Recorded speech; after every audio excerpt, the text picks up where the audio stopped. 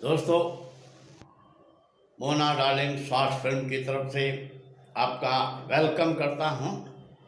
और दोस्तों, अपने बम्बई में फिल्मी स्ट्रगल के बारे में आज 5वां एपिसोड के बारे में बताता हूं।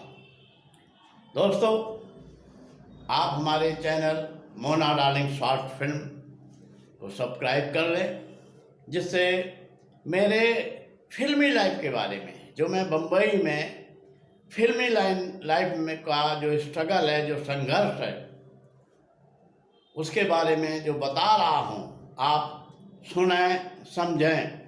और जो कलाकार इस लाइन में आने वाले हैं या आना चाहते हैं, तो उन्हें भी एक शिक्षा मिल सके। तो दोस्तों, पिछले एपिसोड में बताया था कि मैंने डायरेक्टर हरीश श्रीवास्तव जी को छोड़ दिया और नए सिरे से हम नए डायरेक्टर की खोज में लग गए। और हम रंजीत स्टूडियो से लेकर के अंधेरी तक, जहाँ जहाँ हमारा परिचय था और मिलने जुलने वाले लोग थे, उनसे मैंने कहा कि मुझे एक अच्छा कम बजट का डायरेक्टर चाहिए। जब काफ़ी खोजबीन के बाद जब कोई डायरेक्टर नहीं मिला, तो मैं डायरेक्टर एसोसिएशन गया। उस समय डायरेक्टर एसोसिएशन दादर ईस्ट में हुआ करता था, रंजीत स्टूडियो के पास। मैं गया और अपना परिचय दिया कि मेरा नाम हरिनाम सिंह है और मैं हिंदी फिल्म बनाना चाहता हूँ, और मुझे एक ऐसे डायरेक्टर की तलाश है जो कम बजट में हमारी पिक्चर को बनाए। अब डायरेक्टर एसोसिएशन में उस समय एक व्यक्ति बैठे हुए थे जिनका नाम था रोजर डिमेलो, और डायरेक्टर एसोसिएशन के एक मेंबर ने कहा, एक सदस्य ने कहा, जो ऑफिस में काम करता था, बोले ये रोजर डिमेलो हैं जो डायरेक्टर हैं, बहुत अच्छे आदमी हैं, आप इन्हीं को डायरेक्टर ले लीजिए।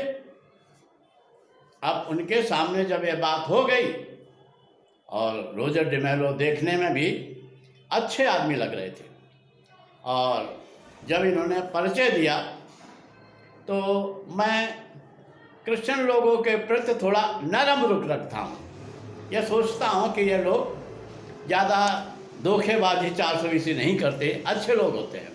ये मेरे दिमाग में था, और आज भी है, ऐसा कुछ नहीं है। वैसे आज तो सभी लोग अच्छे हैं जो फिल्मी नहीं हैं। खैर, मैंने उनको ऐसा डायरेक्टर ले लिया। जब रोजर डिमेलो को डायरेक्टर ले लिया, तो उनके बारे में थोड़ा जानकारी भी मुझे मिली। वो जानकारी मैं आपके साथ शेयर करता हूँ। एक्चुअली में रोजर डिमेलो किसी समय हीरो बनने के लिए प्रयास किया था, और उन्होंने काफ़ी स्ट्रगल के बाद जब किसी ने हीरो का ब्रेक नहीं दिया, तब उन्होंने एक पिक्चर बनाई थी और खुद उसमें हीरो थे।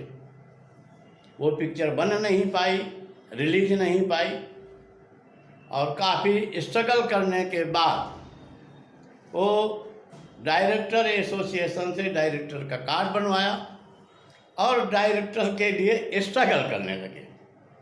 दोस्तों, फिल्म लाइन में अक्सर होता है, कोई कलाकार अगर डायरेक्टर नहीं बन पाता, तो अगला कोई कलाकार अगर कलाकार नहीं बन पाता, तो अगला कदम उसका होता है डायरेक्टर बनना। और ऐसे डायरेक्टर बहुत फिल्मी दुनिया में हैं। खैर, रोजर डिमेलो को मैंने डायरेक्टर साइन कर लिया, उनके घर गया, उनके घर के लोग सब अच्छे थे, सबसे मुलाकात हुई, बडाला ईस्ट में रहते थे।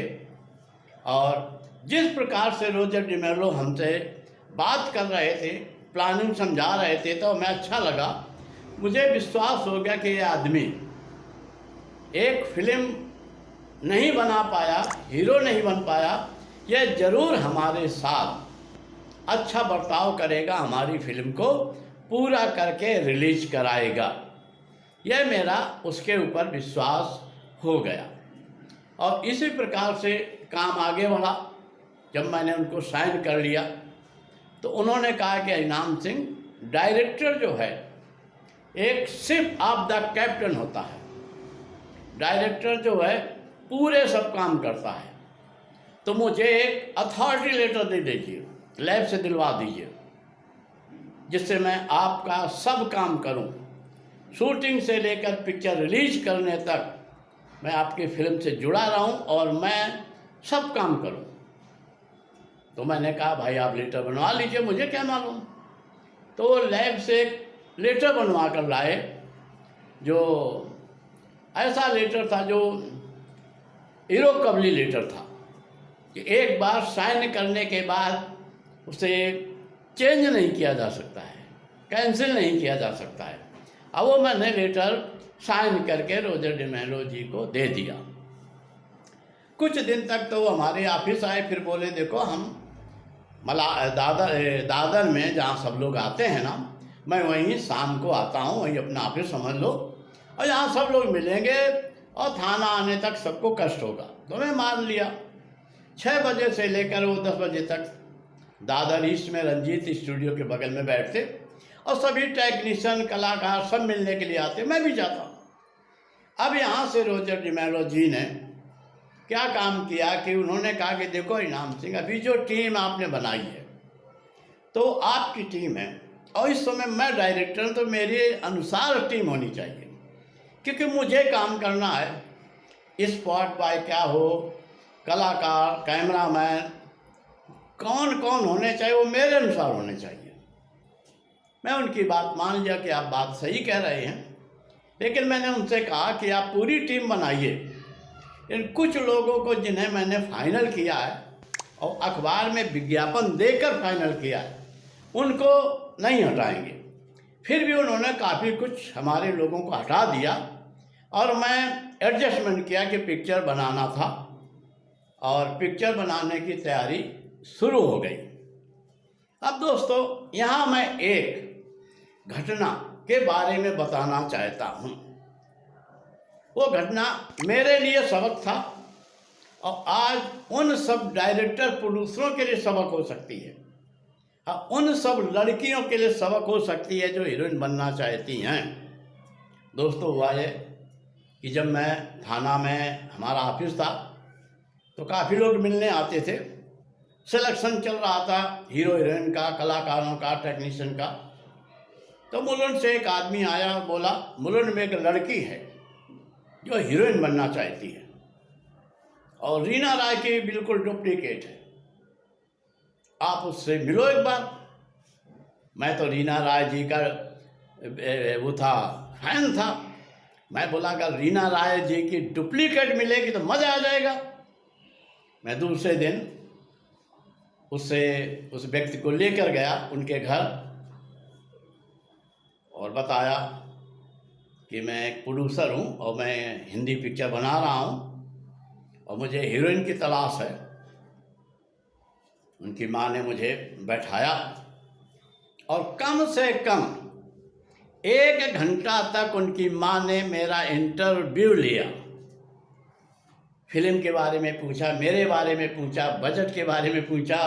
सब बातें पूछने के बाद जब मैंने कहा कि भाई हम लड़की को देखना चाहते हैं जिसे हम हीरोइन लेना चाहते हैं, तो उन्होंने लड़की को बुलाया। 5 मिनट के लिए लड़की आई। मैंने लड़की से पूछा आपका नाम क्या है? नाम माँ ने बताया। मैंने लड़की से पूछा आपको एक्टिंग आती है? माँ ने जवाब दिया। मैंने पूछा आपको डांस आता है? माँ ने जवाब दिया।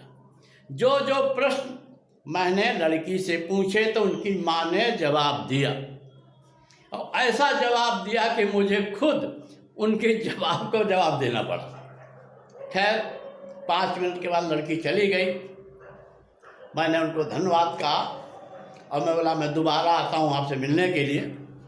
और लड़की इतनी सुंदर थी, रीना राय की सेम। और रीना राय कितनी खूबसूरत थी अपने ज़माने में तो ये सब लोग जानते होंगे।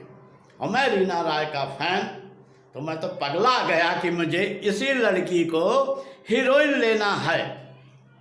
अब वापस आया तो सोच में पड़ गया कि लड़की को लेना है और माँ को कैसे समझाएं और माँ से कैसे उनको राज़ी करें। फिर 2-3 दिन 4 दिन के बाद फिर हम लोग गए, तो मैंने उनसे कहा कि हम आपकी लड़की को हीरोइन लेना चाहते हैं, आप हमें बता दीजिए कि क्या पेमेंट रहेंगी और जो आपके नियम शर्तें कंडीशन बता दीजिए। तो उन्होंने कहा कि हमारी लड़की को आपको 51,000 पेमेंट देना होगा। हम 51,000 पेमेंट लेकर ही अपनी लड़की को आपकी फिल्म में काम करने देंगे। और मैंने कहा लड़की अगर अनट्रेंड है तो हमें एक्टिंग डांस सिखाना पड़ेगा, इसके लिए भी आप लड़की को ऑफिस भेजेंगे जिससे हम ट्रेनिंग दे सकें। इसके लिए उन्होंने मना कर दिया। अब बोले जब शूटिंग होगी तो वहीं सेट पर आप उससे ट्रेनिंग दे लीजिए, जैसे सब लोग करते हैं, सब लोग का मतलब बड़े लोग करते हैं। हम जैसे लोग तो पहले रिहर्सल कराएंगे, तैयारी कराएंगे, तब शूटिंग करेंगे। लेकिन लड़की की माँ कोई शर्त नहीं मानी और 2-4 शर्तें उसने ऐसी हमारे ऊपर थोप दी कि हम मतलब लड़की जब आएगी तो उसके साथ माँ भी आएगी और टैक्सी का भाड़ा देना पड़ेगा दोनों तरफ का, अच्छे होटल का खाना मंगाना पड़ेगा, तमाम ऐसी कई शर्तें लाद दी। और कपड़े सिलवाने पड़ेंगे, मार्केट से नहीं खरीदे, हम सिलवा करके डिजाइनर से आपको कपड़े बनाने पड़ेंगे। तमाम शर्तें थी। खैर मैंने बोला कोई बात नहीं, लेकिन हम उसे 51,000 नहीं देना चाहते थे, हमने 21,000 का ऑफर दिया। मैं बोला कि मैं आपकी लड़की को पूरी पिक्चर का 21,000 दूंगा और 5,000 शाइनिंग दूंगा, इसके आगे कुछ नहीं दे सकता, और आने जाने के लिए रिक्शे का कन्वेंस देंगे और खाना जो यूनिट के लोग खाते हैं उन्हीं का वही खाना आपको खाना पड़ेगा। ये कहकर हम चले आए। लड़की की माँ की तरफ से मैसेज आया कि आप आए नहीं दोबारा लड़की को साइन करने के लिए, लेकिन हमने इग्नोर किया और एक बार और प्रयास किया तो माँ उनकी इसी जिद पर अड़ी रही। 51,000 रुपये चाहिए, होटल का खाना चाहिए और आने जाने के लिए टैक्सी का किराया चाहिए, और हम लोग अब इतना दे नहीं सकते थे। हमने सोचा चलो भाई अंगूर खट्टे हैं, दिमाग से उतार दो, नहीं तो मेरा पूरा मन था कि मैं उस लड़की को हीरोइन लूँ। दोस्तों, जब हम पिक्चर बनाते हैं तो हमें देखना पड़ता है कि हमारा बजट क्या है।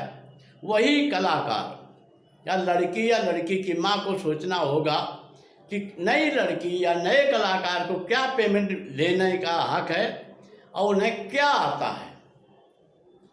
और यही एक सबक है कि हमें अगर इस लाइन में जाना है तो प्रोड्यूसर पर इतनी डिमांड ना करें, डिमांड ना थोपें, इतनी शर्तें ना ला दें, क्योंकि जब लड़की की पक्ष से इतनी शर्तें आती हैं, इतनी डिमांड आती हैं, जब प्रोड्यूसर की शर्तें शुरू हो जाती हैं तो वहीं से करप्शन शुरू हो जाता है। और करप्शन से बचना है तो ऐसी शर्तें नहीं ला देना चाहिए। खाली फिल्म के प्रोड्यूसर खराब नहीं होते, लड़कियों के माँ बाप भी खराब होते हैं शर्तें लाद कर, जो प्रोड्यूसर नहीं झेल सकता। दोस्तों, यह एक सबक है हम सब के लिए कि हम इस लाइन में हैं तो एक दूसरे के ऐसी शर्तें ना ला दें जिसका बोझ प्रोड्यूसर नहीं उठा सकता है। प्रोड्यूसर पिक्चर तो बना सकता है लेकिन नाजायज़ डिमांड पूरी नहीं कर सकता है।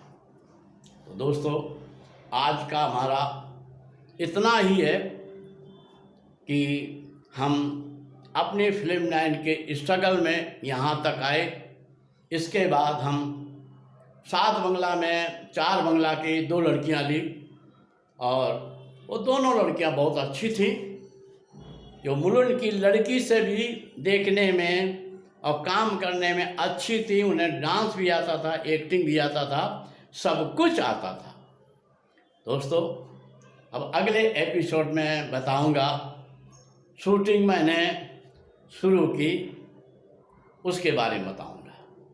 आप हमारे चैनल को सब्सक्राइब करें, देखते रहें, लाइक करें और एक प्रोड्यूसर की फिल्मी लाइफ के बारे में ज़रूर समझें कि एक प्रोड्यूसर को फिल्म बनाने में और फिल्म बनाने से लेकर रिलीज करने तक क्या क्या तकलीफ़ें होती हैं। नमस्कार।